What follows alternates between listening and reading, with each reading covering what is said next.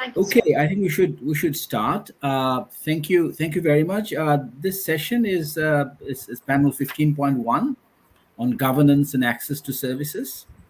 We have two presentation and three speakers today, and just to sort of start off, this is a kind of governance dimension of access to services is generally something that governance research doesn't really look at as systematically. It's a relatively new dimension of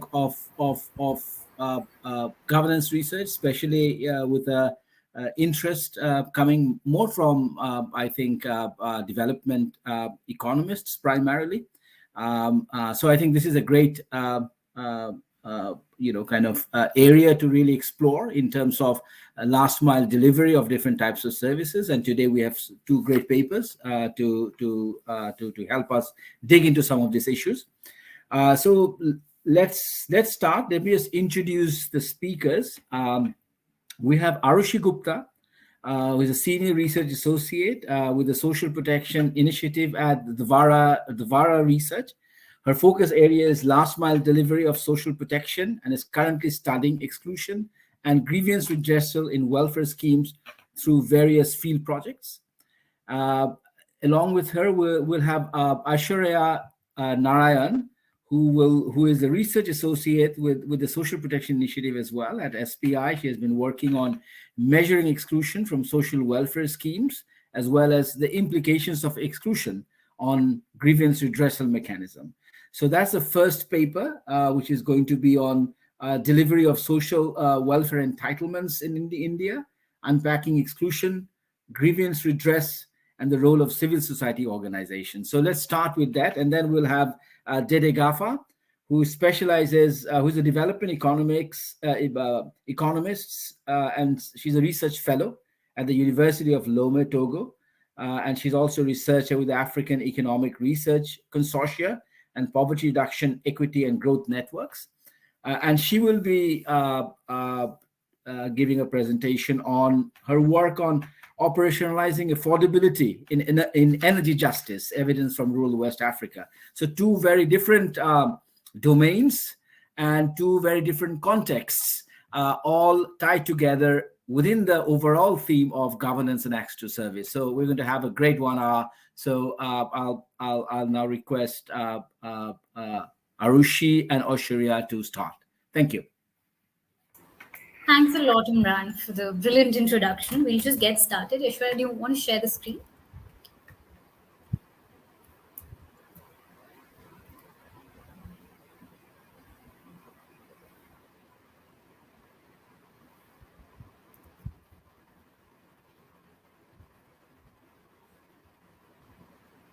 Okay, brilliant.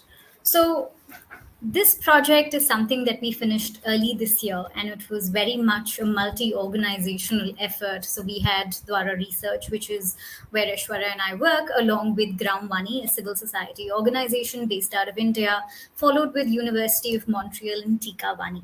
So all four organizations really pulled in their intellectual and field support to look at the last mile delivery of primarily G2P or government to person payments as well as in-kind transfers. And just as the title and the subtitle of the project would tell you, it was very much in the context of the COVID-19 outbreak. So post-March 2020, especially for India, what we saw were concomitant issues related to reverse migration, a growing informality of the formal labor force itself. We also saw loss of livelihoods. Many households were pushed below the poverty line due to the lockdowns and the impact it had on their economic profile, etc. And within that, against that backdrop, we had both the central government, that's the Ministry of Finance primarily, Government of India, along with the provincial governments or the state governments in the country launching a plethora of relief packages. And those relief packages constituted mostly of G2P payments or cash transfers that were delivered primarily through the banking architecture. Along with those cash transfers, we also had deliveries of in-kind transfers, which is primarily food grains and any other commodities which were delivered at free or subsidized rates. So just with that background, we can quickly dive into the weeds of the project, so to say. And this framework, which is the exclusion framework that we've developed, is primarily the cornerstone of our analysis. And what you see in front of you is nothing but an end to end mapping of the processes that entail any scheme benefit delivery. We start with the identification of beneficiaries, followed by the enrollment process, then the back end processing of that particular payment or that particular in kind transfer. And lastly, you have another citizen interfacing point, which is either cash withdrawal, which is this what framework would tell you, or it could simply be accessing or sort of getting or dispersing your food grains from, let's say, a fair price shop. So when it comes to identifying beneficiaries based on our fieldwork, based on the case studies we've done and the secondary research, we've characterized this particular point as all the pain points or all the exclusion points where beneficiaries can fall through. So, in case the survey, the proxy means test method that's employed to identify or to create the final list of scheme beneficiaries isn't robust enough and it fails to identify deserving households of poor households, then they are deemed or characterized as excluded based on our framework. Moving on in the enrollment stage, for example, let's assume that you were in fact deemed as eligible, but you've gotten stuck at the enrollment stage. You don't have the documents to prove your eligibility. The enrollment points are at a distance, and the kind of time and search cost involved are disproportionate to the benefit you might get, right? So that's the enrollment process exclusion. When it comes to back end processing, and this is very, very, very interesting when it comes to the G2P payments in the context of India, is that since a lot of that delivery is the responsibility of banking entities, which are both private and public, and you have a plethora of ID based entities involved as well, there is a lot of scope of a bit of opaqueness, of transaction failures, and money never reaching into the bank accounts of people. Lastly, is assuming the money is credited into your bank account. Are you really able to withdraw that money seamlessly with minimal costs and efforts? So that's a broad overview of the exclusion framework.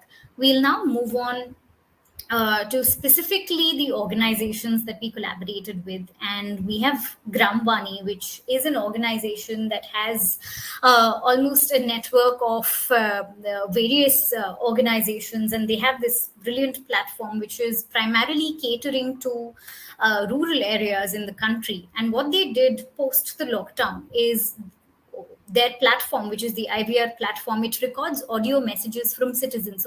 And it's again, as we would see in the next couple of slides, the model is completely free of charge. So what people have to do is dial a number. They basically give a missed call, the call is returned, and they can simply record their grievance, their experience related to government services. So in that regard, it's an extremely citizen-centric model of really hearing them out. And so what we did, we collaborated with Gram Vaani and we tapped into this database of recorded messages to really understand the typology of issues people faced in accessing their cash transfers, in-kind transfers post the outbreak. Yeah, we can go to the next slide. Yeah, so this gives you the details of the Gram Vaani model with a lot more granularity. So we have user dials into the IVR system, the system returns the call, the grievance is recorded. And once the grievance is recorded, there's also at the back end within the Gram Vaani organization itself, and amongst their network of volunteers, there is an assignment that a handler is assigned to the grievance, and that handler is responsible for end-to-end resolution of the grievance that has been recorded by the citizen. So throughout this project, we did not limit ourselves to simply looking or analyzing the complaint that was filed, but we also looked at what are the mechanisms the volunteers are using to really solve a person's grievance in a context where official grievance redress mechanisms are far from adequate. So going to the next slide, we would give you the broad overview of the project. Aishwarya, you can switch the slide. Thanks. Okay, so we have three broad objectives. Objective number one is analysis of the user-generated content that we sourced from Gram Vaani to simply come up with a typology of issues and also build a complaints repository, something that's conspicuously absent from the scheme delivery infrastructure in India. Second is to simply understand how Gram Vaani volunteers have been assisting citizens. And to that end, our output was primarily in the form of resolution pathways, all the pressure tactics that the volunteers have employed, all the channels they've tapped into. And lastly, what we did by wedding number one, number two together, we proposed a set of SOPs or standard operating procedures for civil society organizations who are doing similar work as Gram Vaani. So for them to really learn from the ways in which Gram Vaani has been assisting citizens, and that's something that can be easily replicated. In terms of spatial coverage, we have mostly Madhya Pradesh, Uttar Pradesh, Bihar, and Tamil Nadu. So Tamil Nadu comes in the southern part of the country, whereas the three former states are primarily the northern part of the country.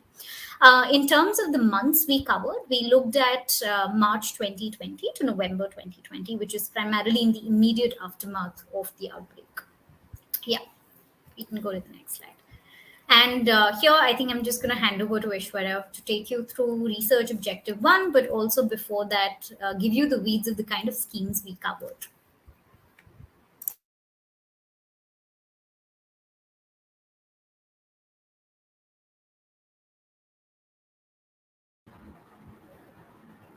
Sorry about that. I was on mute, I think.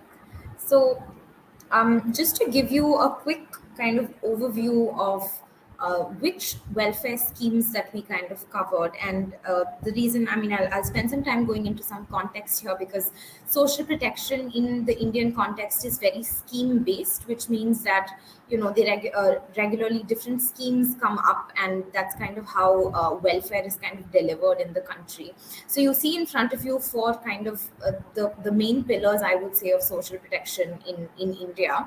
The leftmost panel, and that's what we'll be focusing on today, so I'll probably focus on that, is the direct benefit transfer channel of cash payments that happen in India. And that's nothing but very simple, like G2P cash transfers, so government to person cash transfers, and they take many different forms. So for instance, PM Kisan, the first one, is a income support to Indian farmers who have kind of smaller sizes of land holdings. There's also the usual suspects like pensions. There are subsidies for purchase of LPG cylinders, etc. There are also cash transfers that were made specific to the context of COVID by certain states. So states might have announced, ad hoc ex gratia transfers, and we've kind of looked at how those perform as well. In the larger scope of our study, we also did look at the MGNREGA, which is the Employment Guarantee Program, which guarantees 100 days of work for all rural citizens. There's also the Public Distribution System, which is basically the transfer of grain or any kind of in-kind food assistance to people. And also the Employee Provident Fund, which is primarily only for formal sector workers. For today's presentation, though, we'll focus only on the cash transfers, which are the direct benefit transfers in India. So Aarushi gave you a quick overview of how our project looked, and our first research objective was basically, the objective was for us to identify which are those pain points where, in a particular direct benefit transfer scheme, where exactly are things going wrong and where is the greatest source of exclusion. And how we did that was basically, as she's already told you, we had complaints data which we had sourced from Gram Vaani, who was our field partner. So by doing some processing on that data, of course, translating it and kind of coding that data into which stage of exclusion each complaint was pertaining to, we were kind of able to make that numerical analysis, right? We also, so that was one way of doing it. That was the analysis of that coded data. And secondly was, we actually selected a couple of case studies from this very database, and we used a critical case sampling approach to do that, to really deep dive into a couple of cases and really flesh them out further to better understand the local context. Now, one issue with our methodology was the fact that because this complaints repository is number one, it is citizen initiated, and secondly, it wasn't created with this specific purpose in mind, which meant that the level of information that we got across complaints was very different. So that was something that we kind of had to work around. And second was the fact that there was quite low representation of complaints at the cash withdrawal stage. So we found that there weren't many people who are coming up and making a complaint that, look, I'm not able to withdraw cash because there isn't an ATM near me, or because the banking correspondent doesn't show up on time, right? And so we found that the database wasn't really representative across each stage of exclusion, is something that we kind of found. So coming now to results, when you look at direct benefit transfer schemes specifically, and we had about 261 calls that pertained to this particular type of cash transfer, we found that the failure of benefit crediting, that is E3, was the most prominent source of exclusion for these types of schemes. And what that means is that basically there is something at the back end, right? And there is some kind of let's say an approval or something that holds up a file from really moving through and the payment from getting approved. So this could be really anything. It could be the fact that somebody's so India has the universal ID in the form of Aadhaar number. So it could be the fact that there is a spelling error in let's say in your Aadhaar card versus the spelling of your name in your bank account. So if those records don't match, then that is a back-end reason for which a payment might not actually go through to the citizen's bank account. It could be also the fact that various levels of approvals may be involved, and those files just simply don't move through the system the way that they should. So that's where we see, and this is actually quite common for DBT schemes, which we now know kind of anecdotally as well, and this reflects from our study also. And specifically from this, the type of schemes that kind of feature the most are the state welfare board schemes, which are specific to the state of Tamil Nadu. And that's basically for all any worker who's holding a welfare board card, and they were entitled to certain cash transfers during the COVID-19 pandemic. Now, I already went into this, of course, but some of the other reasons that the benefit might not be processed are the fact that there could be an error in like I mentioned, there could be errors when the record is digitized. So let's say I submit a paper form and that form is then digitized at some stage. Any error that shows up there could actually be, a reason that the payment doesn't move through. It could be the fact that KYC norms are not followed, which means know your customer formalities that the citizen has to do from their end with their bank does not really happen correctly. It could be the fact that bank accounts are closed or they are frozen. And there are other very specific details about the direct benefit transfer system in India and how exactly that process is. And the last couple of ones you see there are pertaining to that. So for instance, the person's Aadhaar number has to be seeded in something called the NPCI mapper. So there's the National Payments Corporation of India, which maintains a list of Aadhaar numbers against bank accounts. So if your Aadhaar number has not been updated as correct in that list, then there will be an issue in the benefit actually being processed into your bank account. So these are a couple of examples of how this complaints repository looked for DBT schemes, that is direct benefit transfer, cash transfer schemes, where there was an issue at the E3 stage, so at the back end processing stage. So for example, we see here that someone has said, my mother's widow pension has not been received. We applied in October 2019 and the application was accepted in November, but the pension amount itself has not been credited.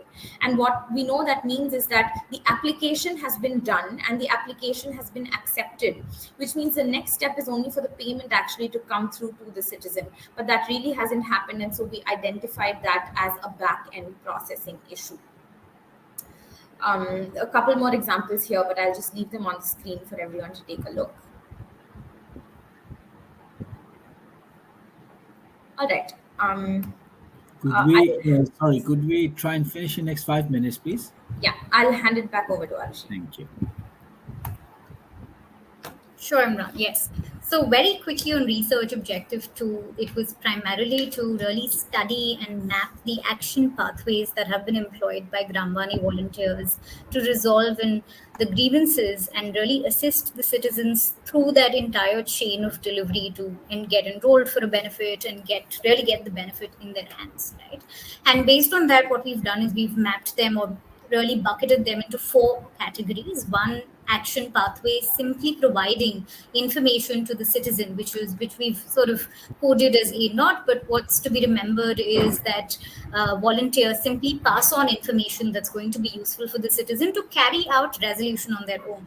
The other predominantly used action pathway was issue escalation, where Gramvani volunteers, broadly what they did was escalated the issue to higher tiers of the administration. So, in case village level officials are unable to resolve the issue, either because they don't have the capacity to, or they are simply not cooperating due to lack of incentives, etc., then that's when the issue is escalated to a block level official or a district level official.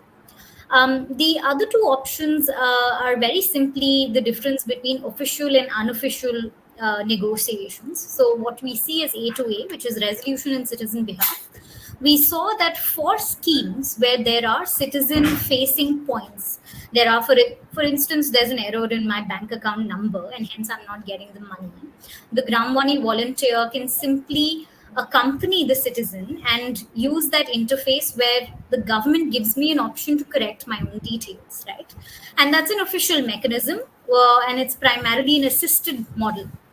When it comes to A to B, which is interaction with the access point, in this we've seen to dominate schemes where there are no official grievance redress mechanisms, or even if there are, they're not functioning properly. So what we see here is a lot of informal negotiation pressure tactics that are involved, which basically sort of the volunteers try to nudge the local level officials to really process the payment. So that's really it on research objective 2, and I think we can move to the next slide, and I'll just wrap it up in 1 minute. The last slide, Aishwarya. Yeah. So very broadly, just to sum up the project, what we've tried to do is we've had that complaints registry, right? Basically a repository, which has helped us understand how a scheme is really functioning on the ground.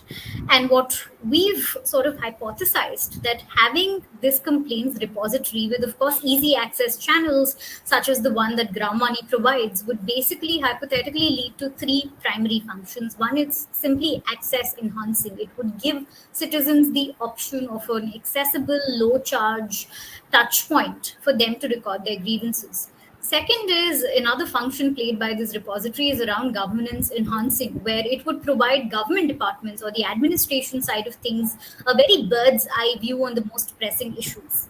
And lastly, something that's lacking across a lot of scheme delivery systems is transparency and accountability, and one of the enablers would be a complaints repository, where it would enable an evidence-based performance monitoring of the scheme, given how the complaints are being resolved, whether the citizens are really getting the benefit or not based on the resolution status of the grievance, so to say. So yeah, that's all from our end, Imran. Thank you so much. Thank you. Thank you very us. much. Thank you very much. That was really interesting, and I'm sure we'll get to some questions later. Let me then move to the second presentation by Dede Gafa, who is going to be talking, as I said, on operationalizing affordability in energy justice and evidence from rural West Africa. Over to you, Dede. Thank you very much. I'm sharing my screen.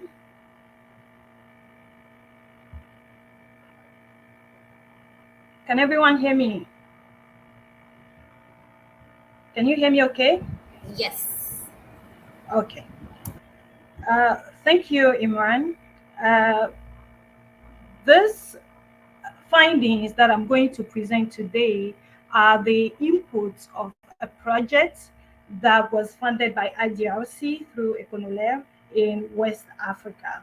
And together with other colleagues, what we try to do is to provide another way of looking at household energy affordability in the context of rural areas in West Africa.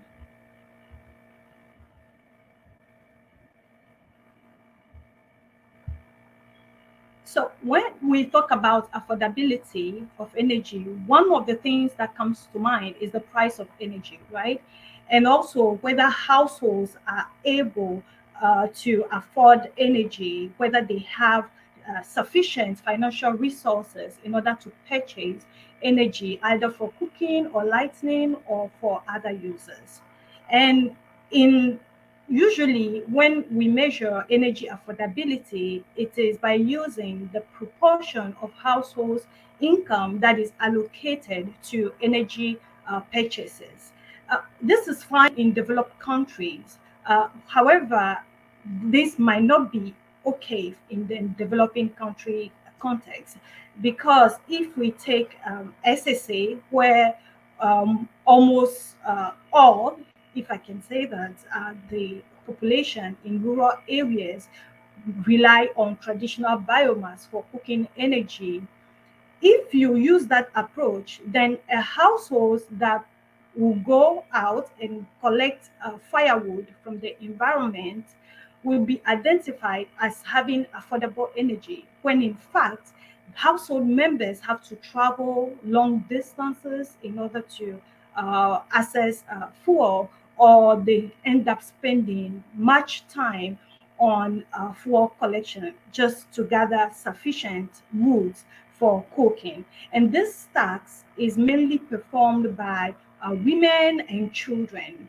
And also, if we take the case of cooking gas, for instance, and before the household will be able to fill the cylinder, it has to use some money spent on transportation costs and have access to that source of energy. So there is a time that is lost in doing or in collecting a fuel, and there's a need to account for it.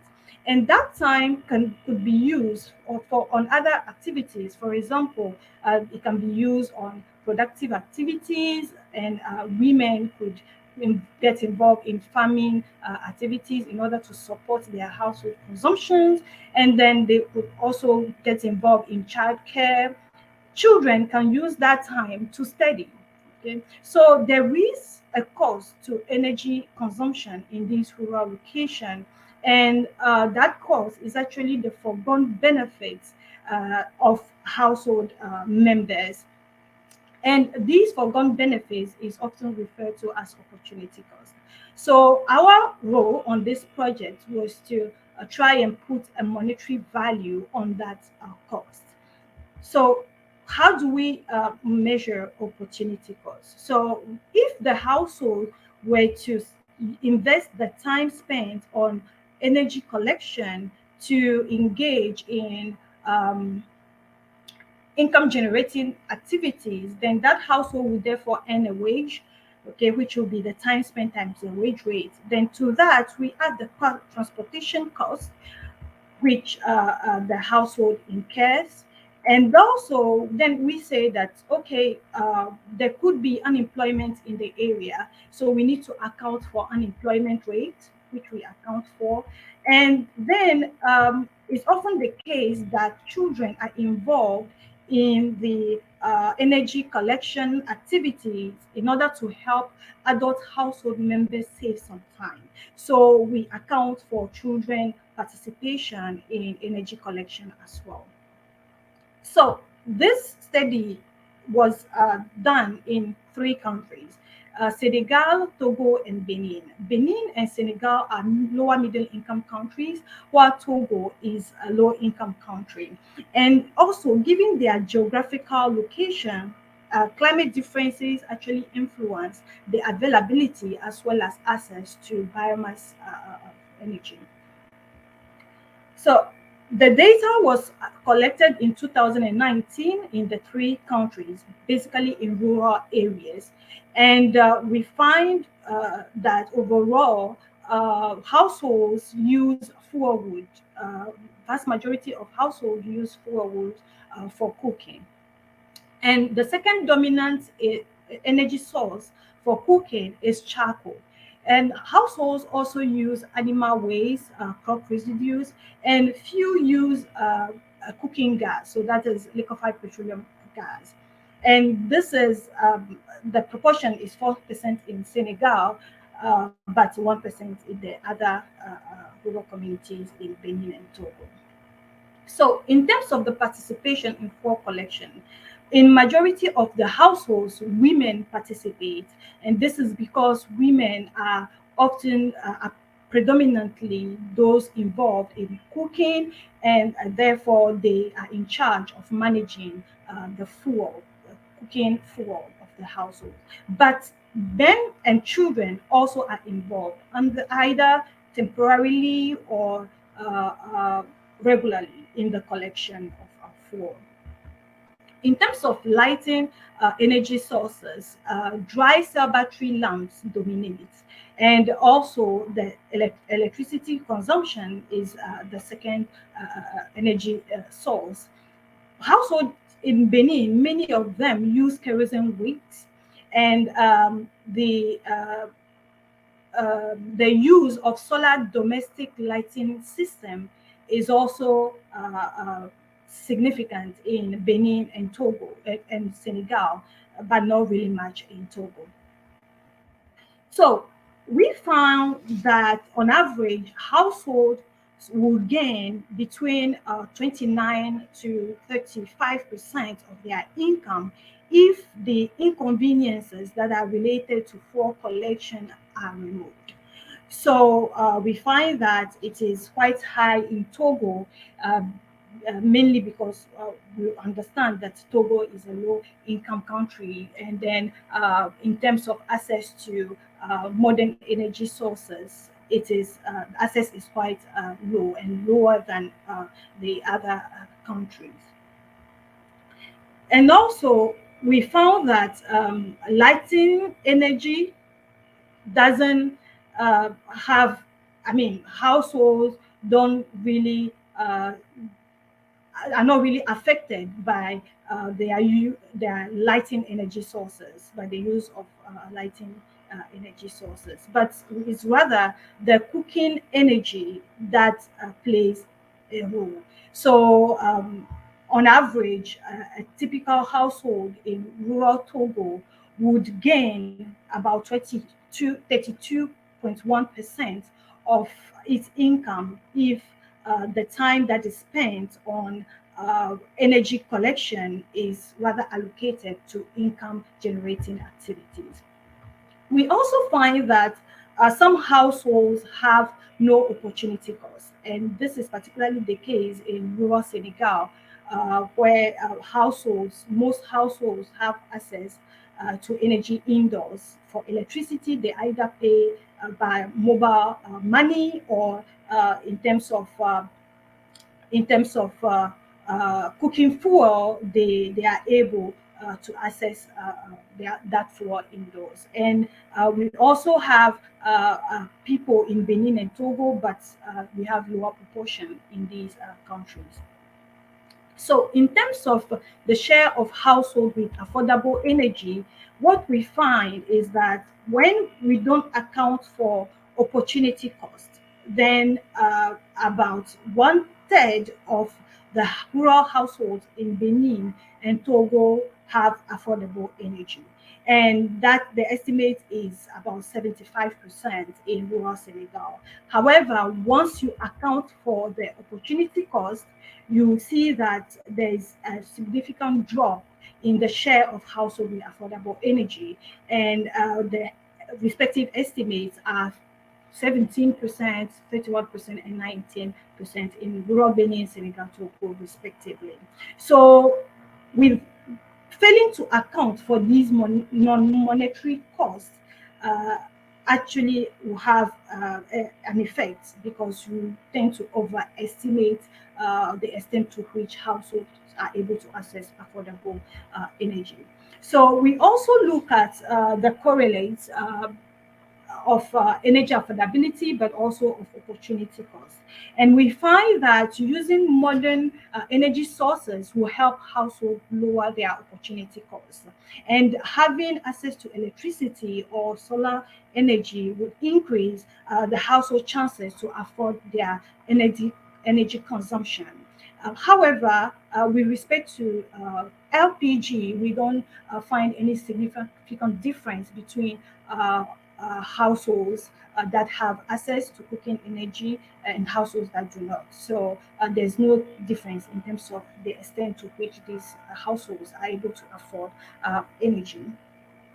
We also find that rural electrification programs that were implemented really helped in terms of giving better access to energy for to energy because they lowered the opportunity cost of energy of these households that benefited from this program. However, rural electrification programs did not significantly ease the financial burden that energy consumption puts on household income. And this is because most of these households are poor, and energy consumption still represents a high proportion of their income. We also find that in areas where traditional biomass energy is available, households will tend to adopt that energy source and end up having a high opportunity cost. And we find that poorer households will face higher opportunity costs, which suggests that there is a vicious cycle. So the poorer the households, the higher the opportunity cost, and the household will end up foregoing the income that will enable its members to escape poverty. And the cycle goes on and on. And this findings actually suggest that providing better access to modern energy needs to be a key priority of policymakers in rural Africa. However, supplying electricity alone will not guarantee access and may not suffice to reduce energy poverty in rural areas. This is because these households are really poor, and if you are poor and you have traditional biomass available, you will end up using that source of energy, and then this will actually affect the probability, the chances that you escape poverty in the future. So there is a need to accompany these rural electrification programs with rural development programs and other social intervention in order to help households afford energy, and in order to also help them adopt these other modern sources of energy. And of course, since women are those who are really affected by the drudgery of firewood collection and the management of cooking energy, of course, if you provide better access to energy, modern energy sources for these women, they will save time, which they will invest in income generating activities, and then you end up empowering them. So this will be it for me. Thank you very much. Thank you. Thank you very much for that very interesting presentation. Great. I was just looking if there are any Q&As. I don't see any Q&A. So maybe I will start with some questions from my side just to kick off, and then maybe there may be other questions that can be triggered by that. So I just wanted to this from the first presentation. I think what you said right at the end is where I think it's sort of, I think that's where it gets really interesting, where you talked about three types of interventions to improve things here: access enhancing, governance enhancing, and transparency enhancing. And I couldn't help thinking that the kind of political economy challenges that you need to kind of solve at each of these levels are obviously at a higher and higher level. So I just sort of wonder from your and then there may be certain types of services for which the political economy challenges may actually be easier than others. In some cases, access enhancing may itself be absolutely fine in terms of improving situation. So I just wondered if you could have do you have some reflections on this framework, this is a framework to think about interventions and further research, if you like. Thanks. Yes, thanks, Imran. So, coming to the political economy aspect, one thing that we've noticed, and that's been a trend over the last 5 to 6 years, has been the growing obsession of the administration with the reduction of inclusion errors. So, the primary focus has been, in order to reduce administrative expenses, our priority should be to ensure that those who do not deserve benefits, that is, are above poverty line, so to say, as a proxy, should not really be getting government support in terms of income transfers, etc. And that's a valid point. But the kind of mechanisms that have been deployed to weed out ineligible beneficiaries, so to say, have had implications in terms of exclusion errors as well. And that balance that has to be struck is through these channels, right? Put in mechanisms that would enhance the access, that would enhance the transparency of benefits that are being transferred. So, in case that even if a person is excluded, let's say, so I mean, I think pretty much everyone is familiar with the unique identity system that India has, which is the Aadhaar card, and that has been the backbone of scheme delivery for almost 7 to 8 years now. And what we see in that case is that that's okay. If that allows the government to really monitor leakages, that's okay. But how do I plug in, or how do I really enable people who've been incorrectly excluded to enter back into the system? And for that, we need citizen centric mechanisms. Now, coming to the weeds of it, how to really establish and institutionalize some of these citizen points is a difficult nut to crack. So, what we see over the last few years is that most of the models are based on public-private partnerships. That a lot of last-mile processes have been outsourced to private entities, such as the banking agents, such as village-level entrepreneurs are another category. And this particular trend has implications for both transparency and accountability. A private citizen isn't who is working on a piecemeal commission basis, doesn't really have incentives to deliver G2C services, so to say.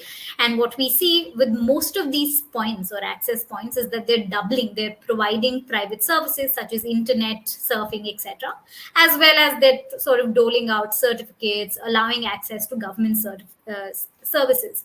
So that's one thing that has to be addressed as to and which is where we thought that one recommendation could be to institutionalize partnerships with civil society organizations, right, which are not necessarily private entities but have some kind of accountability to the community that they're tethered to. And which is also the gist of this project. So there are layers to the problem. The other layer is that what we see that a lot of this scheme delivery is happening through executive orders.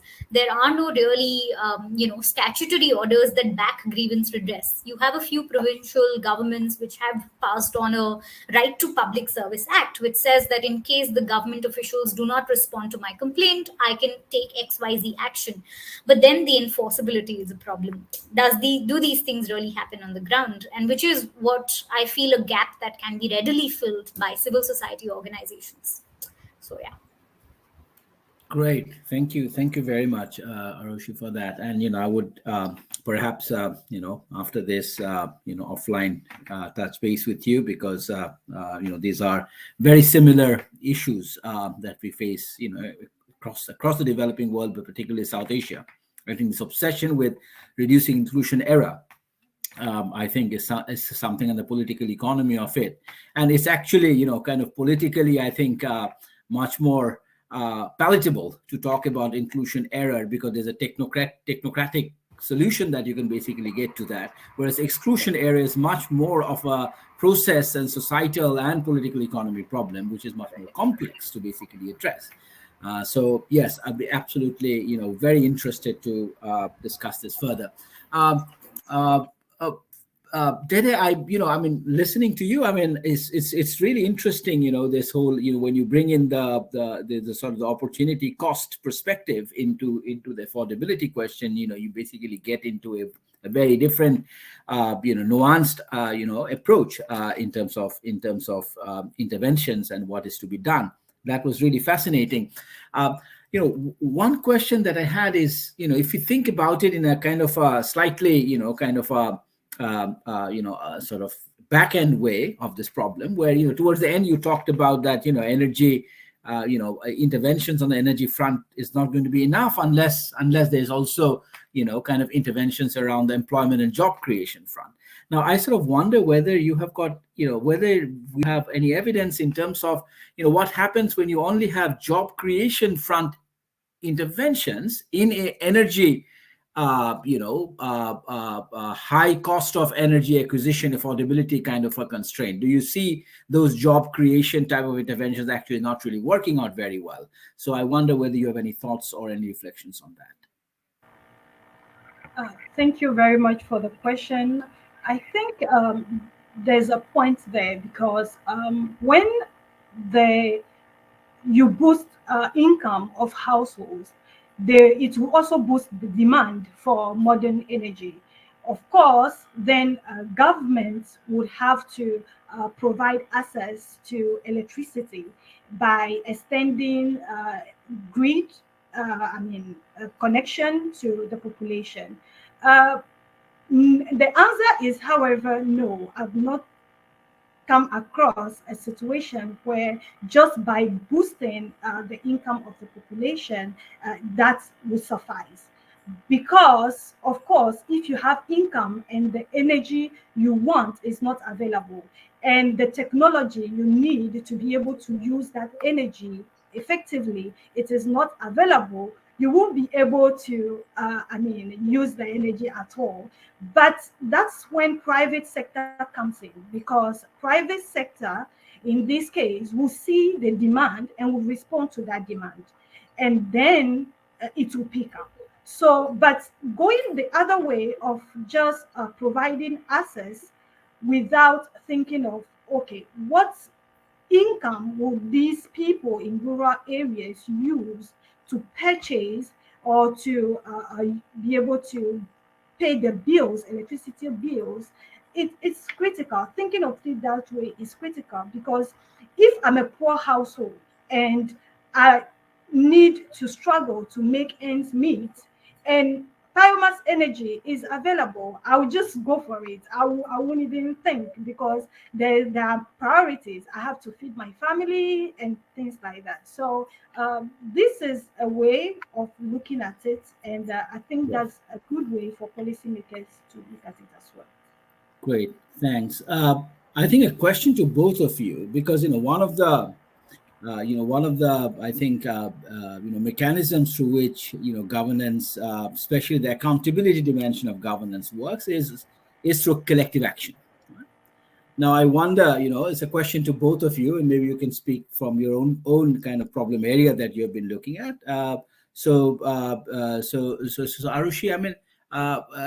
do you, what opportunity, what evidence have you seen, or do you see there's any entry points for collective action by citizens themselves, by poor citizens themselves, who are supposed to be the beneficiaries of these social transfer mechanisms, to actually drive the accountability from below? Right, Imran. So we've seen a couple of instances in that. So when it comes, and I feel like the enabler, or to really have the onus of bringing people together. We've seen that happen post COVID-19 through a lot of civil society organizations. So we have networks, a lot of networks within the country that emerged primarily post COVID that were representing issues of, let's say, informal sector workers, of migrant workers who'd basically walked back for miles and miles back to their cities, right? And a lot of representations were given voicing their concerns. And it is against that backdrop that a couple of government action in terms of immediate release of, let's say, a relief payment, we did see that materialize.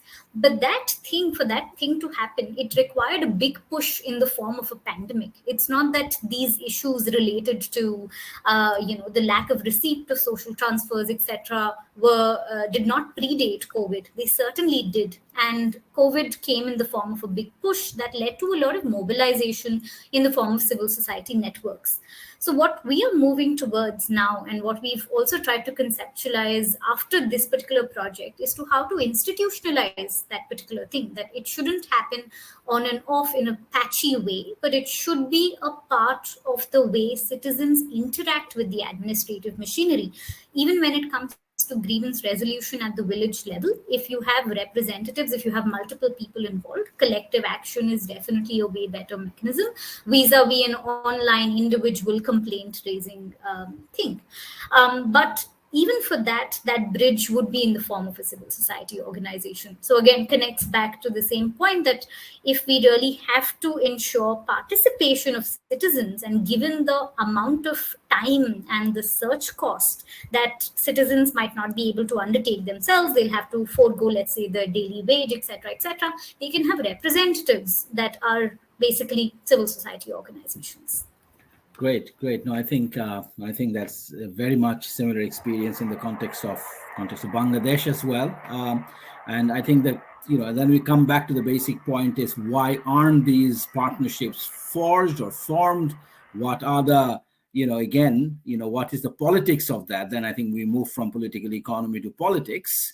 And then, how do we get to different types of politics where such partnerships actually are win-win?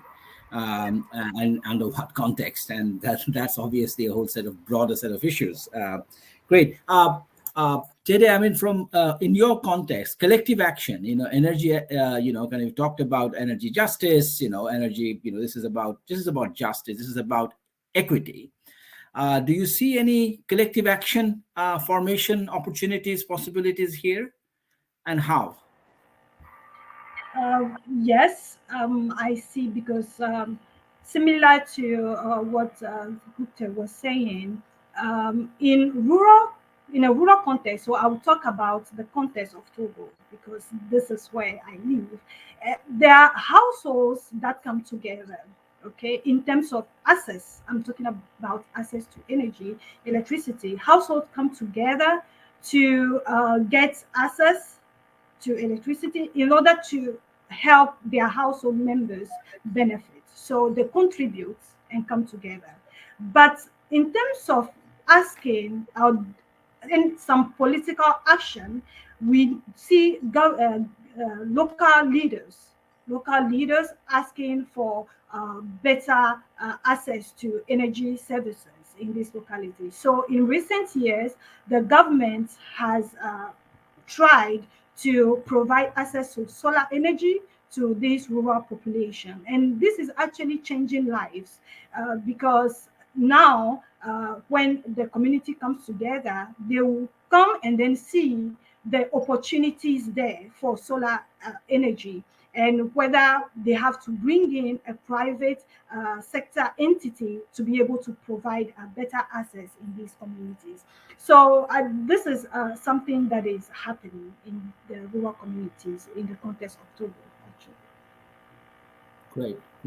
Thank you very much. Now, I don't see any Q&A here now. Yes. So I think there's one question here. Do you see any lasting effects post-COVID in terms of changes to service delivery? And I think this is primarily to Aarushi, but maybe Dede, you could also talk about. I mean, your work was done in the COVID context. You started talking about it, but maybe a bit more. Aarushi or Aishwarya, anyone can take this? Sure. Imran, can you repeat the question for us, Yes. please? So the question is, do you see any lasting effects post-COVID in terms of changes to service delivery? Yeah, absolutely. So one thing has been COVID has sort of given a further push towards digitization. So, where a lot of paperwork is being reduced and a lot of services that were sort of had been partially digitized are now completely being digitized. And I feel that would have implications for certain cohorts of the population who continue which continues to be, to not have access to, let's say, smartphones or internet, or even if there's internet, there's patchy internet connectivity, etc., etc. So that's definitely one thing. The second thing we've seen is this, again, this renewed obsession to really create these big databases, right? So what we've been seeing is that now a lot of ministries, a lot of state governments are scrambling to put together or to create ecosystems and merge their databases to make sure that in any time in the event of a shock, a payment can be instantly released without replicating or redoing an exercise of identification, etc. So that's, I feel, I mean, it's too early to comment on whether that is a step in the right direction. It certainly has a lot of externalities, positive externalities, in the form that we wouldn't, so let's say a person who's already submitted details with the Ministry of Rural Development wouldn't have to resubmit the details with Ministry of Agriculture, right? Because now the databases are being integrated. So these are some of the changes we've seen in service delivery post COVID-19, but that doesn't mean whether the access has improved, so to say. However, as researchers or people who are in the advocacy space, it's become easy to hone in on the point that post a tragedy or like a shock like COVID-19, how necessary last mile delivery has become, and that it can't simply be glossed over under the rhetoric of inclusion and exclusion errors. Ishwar, do you want to add something here? No, I just got really excited when this question came up, because just this morning I was sitting in to a webinar, and there were a couple of state government officials there. And so this was exactly the question that was posed to them, that, how did you really handle the COVID-19 crisis with respect to service delivery? And they said it was a real eye-opener for us, because we realized that we don't have sufficient visibility of our citizens. And so now we are moving towards integrating our databases so that, if God forbid something happens again, we are able to quickly identify people. So it's just a repetition of what Aarushi said, but from the admin side, that's kind of how they're seeing it, that they need more visibility of their citizens. And as an observer, we also know that this digitization is not just at that kind of higher level of identification, it's also at the kind of service delivery level, because now there are like multiple websites, apps for everything, right? So for every kind of service, and now even that is kind of duplicated, because you can access the same scheme via multiple platforms as well. So there's that angle to it also. But yeah. Great, thank you. Dede, any in the COVID context, and do you have any observation in terms of how this whole energy justice area or equity area and service delivery around energy solutions have they is there any change that has happened during COVID time? Yeah, I think I'll add to all what the others have said, and then I'll say that yes, it's true that government has tried to ease the burden in terms of electricity bills and these services, the payment, the cost of these services for the rural population. So during the COVID-19 pandemic, we see that many households are do not pay, are not, government subsidizes the electricity bills and all that. But there is a fear here, which is because government is focusing on tackling the COVID-19 situation. So the financial resources that are available would be, the fear is that they will be diverted to these priorities. So the progress that would have happened without the COVID-19 pandemic, we'll see that progress halted because of the pandemic. So the priority now is the vaccines and how to help households face the shocks. But these improvements in access to services, the fear is that resources will be diverted from them. Yeah, no, that is a more a global concern in many countries of tracking and of other priorities. Great, I think we have had two great presentation around governance and access to services. I think on two very different domains, two very different contexts. We have had some good points of discussion.